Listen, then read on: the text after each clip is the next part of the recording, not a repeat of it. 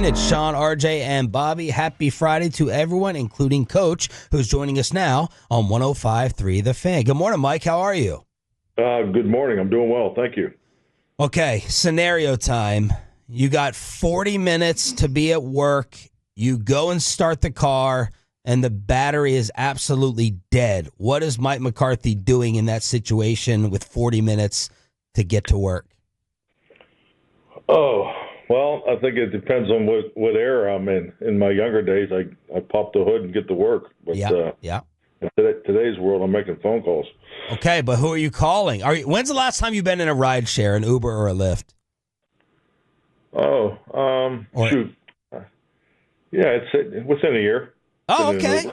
Okay. Yeah. I know they're fancier ones. There are fancier ones, yes. Sorry. There are. It's called Not For Us. I thought Coach was definitely going to go with a Pittsburgh guy is not going to be, like calling the Uber or Lyft like I did. He's either changing out the battery. Does everyone have a spare battery, though, in their garage? Jumper cables. The jumper cable. Yeah, I thought cables. Coach was going jumper cables right there. Yeah. Yeah, jumper cables, definitely. But I don't, it is a different day and age, and just fortunate to have a second car too. So that'd probably be my first reaction. Are you a good handyman around the? And my car died, so I had to get the ride share. I can't get my hands dirty like that this morning, so I barely made it in for you, Coach. But are you a good handy guy?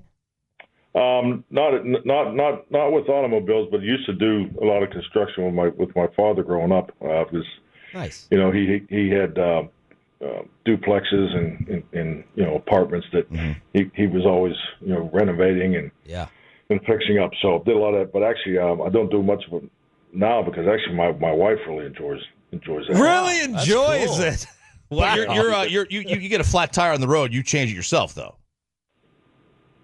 Today? Today. Maybe not today, but I've changed plenty of tires in my younger days for sure. He's calling the helicopter to come pick him up. Yeah, I'm driving a better vehicle these days too than those younger days. Those run flats are amazing. Coach, just take us through some of the memories that come into your mind as you get set to take on Dan Quinn. As we obviously know about his history here, and a nice job really turning around y'all's defense. Just what kind of has gone through your mind about the DQ memories this week? Well, I think number one, just starting to talk about Dan. I just you think about the personal relationship that we have, and those are times that I know I miss, and then just the simple things, the long conversations, in his office or in my office. He's generationally we kind of came up in this league at the same time, so I've always appreciated his music taste, which was always blaring in his office. So at the end of the day, so we were here a lot together. At the end of the day, particularly Thursdays and Friday nights. So I definitely miss his friendship. And what was a common genre that you guys agreed upon? Probably boxing. We talked a lot about boxing, and I think just the great the great heavyweight division of the 70s, and the great fighters that we all admired, growing up. When the Four Kings Netflix series came out, we were both really into that because you just remember those days. Coach, I saw you at the fight. Little quick sidebar. Choppy was also there. Disappointing you guys didn't meet up. We did not see each other. He was in a better seat. That's right.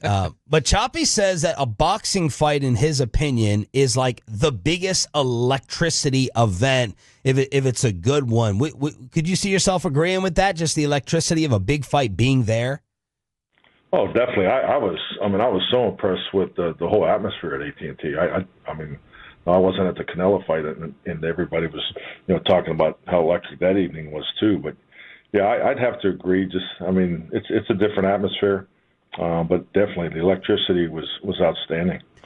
Mike McCarthy here on the Fan. Back to DQ. Their defense, isn't anything fantastic, but just like scheme wise, Coach, is this pretty much what he was doing here? As much as you're, allowed to, I know you're allowed, but as much as you're willing to say about it, scheme wise, is it looking like really, really familiar to the Cowboy days? Yeah, the foundation of it is, the starting point, particularly in the sub packages. Philosophically, Joe Whitt is really pivoted off of, what was done here. Joe was involved in the construction of the defense here. So now, just like all of us, when you do get a chance to coordinate, you take it, the direction you truly believe in. And I think Joe's done a really good job there. But yeah, there's a lot of the similar concepts, but the variations in how it's being called is definitely tailored more to Joe. Coach, a lot of your depth had departed this offseason and ended up in Washington on offense and defense with Tyler Biadasz, even former players like Noah Brown over there now, Noah Igbenogany, just different guys.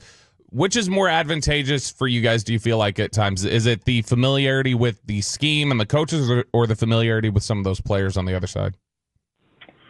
I think they go hand in hand, frankly. I think like anything, you really break them down separately at the beginning of the week. The first thing we do on Monday, we get together there at dinner time is we have a personnel meeting, and our personnel department does an excellent job of coming in and giving us a forecast of what they've seen in the most recent update of the past game. So and then with that, the coaches have already really started their pre-prep. Probably Thursday, Friday, the week before. They get tied together, but they're both very important, and I think it helps when you do have connection to the players and also to the schemes that they're running. Mike McCarthy joined us here at 105.3 The Fan. Has Jaden Daniels exceeded the evaluation that y'all had on him, coming out of college? Is he the same type of player? Oh, I wouldn't say so. I think that whole group, it was an excellent group of young quarterbacks, and and I think they've all have started out the right way. Now it's just like anything; it depends on what team you go to and the opportunity you have, and just having a rookie quarterback, really only going through it one time. From my personal experience, as much as it is to put on is the young man ready to play the position, and how fast is he success? I think it's critical. If you look at the history of rookie quarterbacks that have been successful, it's what's around them is probably most important. So when you do have a excellent defense and a run game and things like that to go with it, and I always look back at Ben Roethlisberger when he took over with the Steelers there. So and had a great rookie year, but it was an established team. So I think when you put around those guys is important, and I think all those young quarterbacks are doing a really good job. It was an excellent class, and he was definitely up at the front. Coach, there was a lot of Lamar comparisons with the running style. Does he run as much as Lamar, and are they similar as runners, or definitely different? Well, I mean, similar. I'd say closer to similar than different. I think the fact that how they're being used, there's definitely a responsibility for the quarterback to run in their system. Maybe not as much as Lamar, but I think Lamar is really in a class by himself. Yeah. And I think you have to be careful to compare anybody to him right now. I think just the way he's played the last 3 or 4 years. I mean, he's playing at MVP level every year. Yeah. This young man's off to a great start, and I think the other thing too. I think his passing traits are top notch too, and he'll continue to grow, particularly in the concepts that he's in, and having better touch and feel for those. But he can make any throw to any part of the field. Coach, Micah kind of lit up at his locker yesterday talking to the media when he was talking about the opportunity to play this week against Washington and get that competitive opportunity against Dan Quinn. Is that something you're noticing throughout the locker room this week with guys? Is a little bit of extra competitive juice, knowing like, oh, hey, we get to go against an old friend of ours. This will be something that gives us a little bit of extra juice this week. Oh, I think it's that's all part of it. I think it's really the division game. Playing Washington is always brought energy, as long as I've been here. So all of our division opponents bring that to the table. I think when you're the Dallas Cowboys, you're everybody's rival, and that's part of the responsibility and how you have to train and the mindset you have to be in. So I think it starts there, and yeah, definitely Dan. And there's like I said, there's a lot of former comrades in Washington too. So that always brings extra competitive juice, and I think we're just seeing Micah get back to full strength. Micah had his best practice yesterday. I thought he was outstanding yesterday. He was flying all over the field. So I think it's always a number of things. But in the other part too is it's a short week. This game is really coming fast. Coach, I wanted to ask you because we're all focusing on a tough stretch here every single day. Who has played? Let's give some props to someone who we're not talking about enough. Who is someone? Because Coach broke down the other day emotionally over Marquise Bell, and that just got me to thinking. Who is someone else that has been standing out to you here over these past few weeks that we're not highlighting enough? Oh, offense or defense? Where would you like to start? Whoever, John. One of each. I would say Cooper Beebe, just because for a rookie to play center in this league and to do it as consistently as he's done it has been really impressive. I mean, not only the physical part and all the stunts and games that we've been experiencing, as far as the challenge up front, but just to handle the mental and the emotional and the communication responsibility. I think he's been a steady rock in there. So I've been very impressed with him. And I would probably jump to defense and go right to Overshawn. I think he's a young man that just keeps getting better and better each week. He makes flash plays, but his consistency of just being all over the field and just a better understanding of the defense. Every time he goes out there. So I'd say those two guys. Mike McCarthy joined us here on The Fan. You mentioned this tough stretch here with a short week, and you're coming off a short week. Do you find this stretch, the Sunday, Thursday, to be the most difficult to navigate, every year?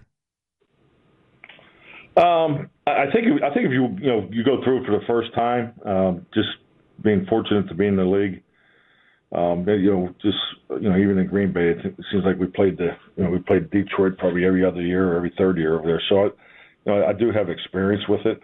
So I think when it's new to you, it's probably difficult, but it's really today's NFL. I mean, let's be honest, they're going to be playing football games every day of the week before long. I just think it's just the world that we live in, and the training regiments are smarter, than prior. I know to earlier in my head coaching career, I think I have a better understanding of what you can get done in a 6-day week versus 7-day week, an 8-day week, or 4-day week. So I think experience it does. I don't think it's as much as a big deal, and our guys, they deal with it every year, so it's just kind of normal here. I know you've mentioned that Cooper Rush gives you all the best chance to win, that game that day. But a lot of fans do want to see Trey Lance play. How far away is he? What does he still have to show you in practice to get that playing time? Well, I think you've really answered the question. When we start each week, it's you build a plan and you try to set your lineup to win the game, and it's not really what Trey needs to do. I mean, Trey's really done everything that's been asked of him. I mean, he's developing. He has I think a really good understanding of the offense. We have done things for him package wise if that opportunity does present itself. So, but it's not as much about what he needs to do. We just feel that Cooper has established himself as the number two, and that's the way we're going right now. Coach, Cliff Kingsbury spent some time away from the NFL, went to USC, has come back and has had a lot of success here with this Commanders offense, and particularly running the ball. Is there anything that you've seen on tape this week that says, oh, okay, I see some of the different philosophy changes he's had here, or is it just some of those concepts are having better success that he was using back in Arizona? I think it's a combination of both, mainly really just what he's always done. I mean, Cliff was, part of the, Air Raid family and, what he did in college. So, I think really the up-tempo stuff is the best part of his offense, and just in my opinion. I've always appreciated the speed and the ability to conceptually throw volume with that. So I've always been a fan of Cliff's. I had a chance to coach Cliff back in the my New Orleans Saints days. So I've always liked his mindset and his mind for football. But you can always I think it's really in the last 10 years or so you would say the impact of college football on pro football has been pretty fluent, so everybody pays attention to what goes on in college and vice versa in the NFL. Well, Coach, my mom is on the way to the airport in Maryland, getting ready to fly out here for Thanksgiving, but she wanted to pass along. She is such a fan of you on the interview, so I had to say that and pass it along. So well done again, and good luck in Washington. We look forward to next week. All right, I appreciate that. So you guys have a quick week, I guess. When are we up? We got Friday or what's the schedule? Yeah, I don't actually know. Peyton, get on the mic. Yeah, it'll be next Friday. I guess everything's not a routine. All right, get it. Used to this by now. All right, get out have a good week or so. Whatever. I'll talk to you next. Thanks, Coach. There he is, Mike McCarthy, here on your home of America's team.